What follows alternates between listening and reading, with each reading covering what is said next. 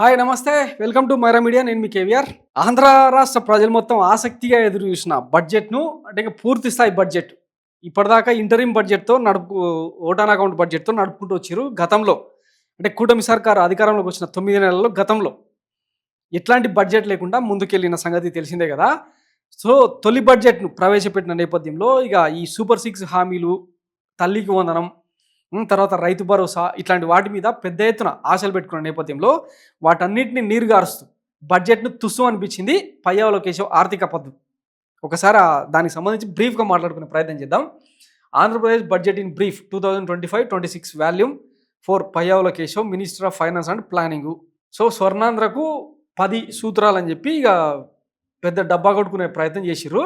ఇందులో కీలకమైన అంశాల గురించి మాట్లాడుకుందాం. ఇంకో డెవలప్మెంట్ ఫోకస్డ్ ఆన్ 10 సూత్రాలు. ఎన్టీఆర్ భరోసా పెన్షన్ 27,518 కోట్లు, ఆదరణ 1000 కోట్లు, మనబడి మన భవిష్యత్తు, డొక్కా సీతమ్మ మధ్యాహ్న బడి భోజనం, residential schools, free power to schools 3,486 కోట్లు, తల్లికి వందనానికి 9,407 కోట్లు.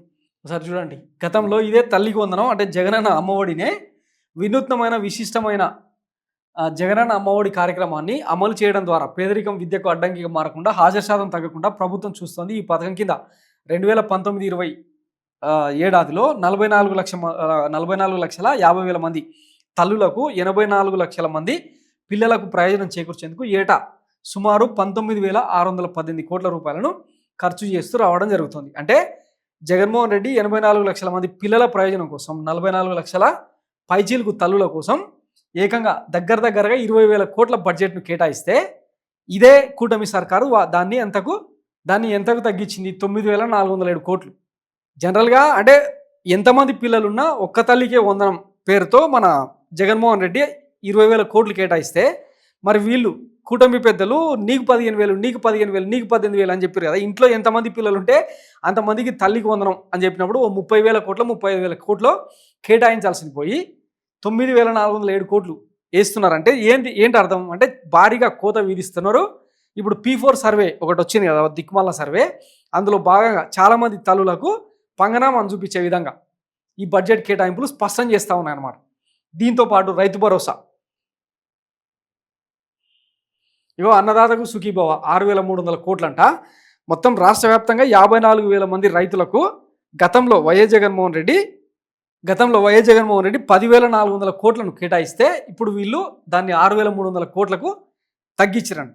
అంటే మరి మిగతా రైతులు ఆత్మహత్యలు చేసుకున్నారా, లేకపోతే వాళ్ళు ఏమైనా కాడి దించేసి వ్యవసాయానికి దూరంగా ఉంటున్నారా? పంటలను ఎండబెట్టి, పొలాలన్నింటినీ ఎండబెట్టి దూరంగా ఉంటున్నారా వ్యవసాయానికి? ఏం చెప్పదలుచుకున్నారు?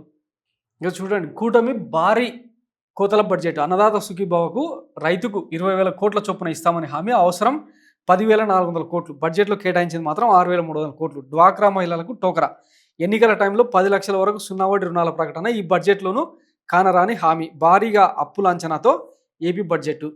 తల్లికి వందనం 12,000 కోట్లకు పైన అవసరం అయితే కేటాయించింది 9,400 కోట్లు. గత ఏడాది నిధులు కేటాయించిన పథకానికి ఎగనామం. అప్పుడు మన నారా లోకేష్ గారు ఈ పథకంలో చాలా బొక్కలు ఉన్నాయి, వాటన్నిటిని స్ట్రీమ్లైన్ చేసి వచ్చే ఏడాది ప్రకటిస్తామని చెప్తే వైఎస్ జగన్మోహన్ రెడ్డి సూటిగా స్పష్టంగా చెప్పిండు కదా.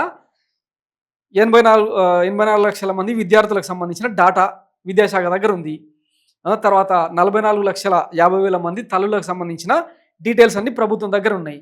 ఇంకేంది, ఇవ్వాలనుకుంటే ఇవ్వచ్చు, లేకపోతే బంద్ చేయాలనుకుంటే బంద్ చేయొచ్చు అని చెప్పి క్లియర్గా ఏదైతే చెప్పిండో అది ఇప్పుడు వాస్తవ రూపంలోకి వచ్చిందన్నమాట. ఇంకో ఈ బడ్జెట్ నిధుల కారణంగా రాష్ట్రంలో మొత్తం మహిళలందరూ కూడా గగ్గోలు పెడుతున్న పరిస్థితి. దీపం పథకానికి 4,000 కోట్లకు పైన అవసరం అయితే కేటాయించింది 2,601 కోటి. గతంలో 1,55 లక్షల మందికి, ఈ బడ్జెట్లో 90 లక్షల మందికి కుదింపు దీపం పథకం కింద.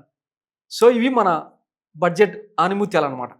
అమౌంట్ ఆఫ్ అలొకేటెడ్ ఫర్ తల్లికి వందనం, బ్యాక్వర్డ్ సెక్షన్స్ 3,988 కోట్లు, మైనారిటీ సెక్షన్స్ 126 కోట్లు, ఎస్టీకి 1,882 కోట్లు, షెడ్యూల్డ్ ట్రైబ్స్కు 574 కోట్లు, ఎకనామికల్లీ వీకర్ సెక్షన్ ఓసీలకు 1,706 కోట్లు, మొత్తంగా 8,278 కోట్లు.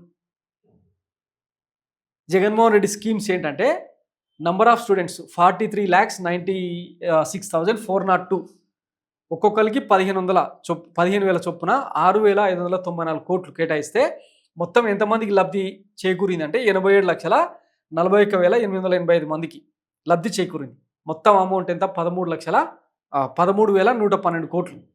సో మొత్తం రాష్ట్రంలో ఉన్న స్కూల్స్ 61,373 ప్రభుత్వ ప్రైవేట్ అని కాకుండా అందరికీ ఇచ్చిండు ఆయన. అర్బన్లో 12,71,000 మందికి, రూరల్లో 48,066 మన.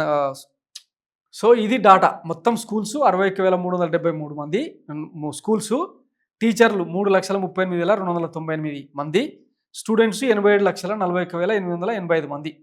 సో ఇందులో బాయ్స్ 45,31,000 మంది, గర్ల్స్ 42,10,000 మంది. ఇంత క్లియర్ డాటా ఉన్నప్పుడు ఈ కోతలు ఎందుకు అంటే ఏం లేదు, ఆడలేక మధ్యలో ఓడు అన్నట్టు ఈ బడ్జెట్ చూపిస్తుంది అనమాట, స్పష్టం చేస్తామన్నది.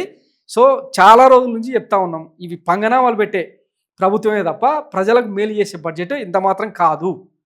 మన ప్రాధాన్యత అంతా కూడా అమరావతి, పోలవరం, ఎక్కడెక్కడైతే కమిషన్లు వస్తాయో, ఎక్కడెక్కడైతే మన కులపోలకు, మన సామాజిక వర్గానికి, మన కూటమి పొలిటికల్ గవర్నెన్స్లో భాగంగా మనకు సంపద సృష్టి జరుగుతుందో ఆ పథకాలను మాత్రమే ట్రాక్ ఎక్కిస్తుంది తప్ప ప్రజలు ఏమైపోయినా మనకు అనవసరం అని ఈ బడ్జెట్ స్పష్టం చేసింది. మీ ఇంతకు మించిన క్లారిటీ అవసరం లేదనుకుంటా. Thanks for watching Mara media. నేను మీ కేవీఆర్. Thank you.